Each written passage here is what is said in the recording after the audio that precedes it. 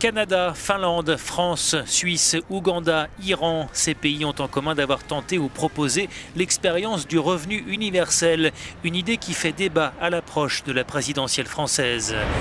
La Finlande est le premier pays européen à tenter l'expérience. Le versement d'un revenu de base à un groupe d'individus aura-t-il un effet dissuasif sur leur recherche d'emploi ou leur motivation à entreprendre? C'est ce que cherchent à observer les autorités finlandaises. L'expérience est testée depuis le 1er janvier sur 2000 personnes sans emploi. Pendant 2 ans, elles vont recevoir de l'État la somme de 560 € tout en continuant à toucher leurs allocations logement mais pas leurs indemnités chômage. Coût du dispositif 20 millions d'euros. Sini a 34 ans. Elle a été tirée au sort pour participer à cette expérience. Tous les mois, elle touche 560 €, qu'elle travaille ou non. C'est fabuleux d'avoir cette sorte de travail à temps partiel. Ça m'enlève une pression, peu importe l'argent que je gagne par ailleurs. Cela augmente mes revenus au lieu d'empiéter sur mes bénéfices.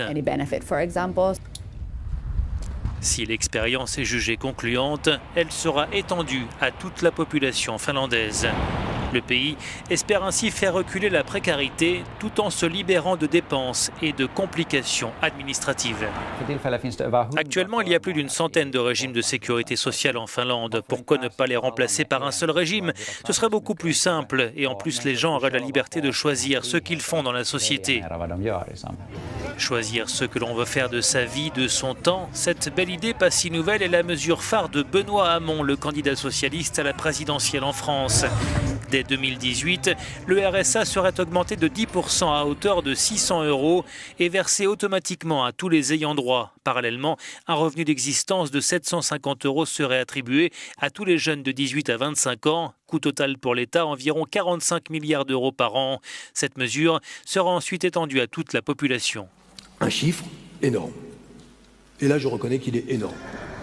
À terme, le revenu d'existence pourrait coûter 350 milliards d'euros par an. Plusieurs pistes sont envisagées pour le financer. L'augmentation des prélèvements obligatoires, notamment sur le patrimoine, la lutte contre l'évasion fiscale, la fusion de divers impôts ou encore une taxe sur les robots. Les Suisses, eux, ont rejeté par référendum le revenu universel. À l'instar de Benoît Hamon et du gouvernement finlandais, les partisans de cette idée estiment que le travail va progressivement se raréfier avec la robotisation.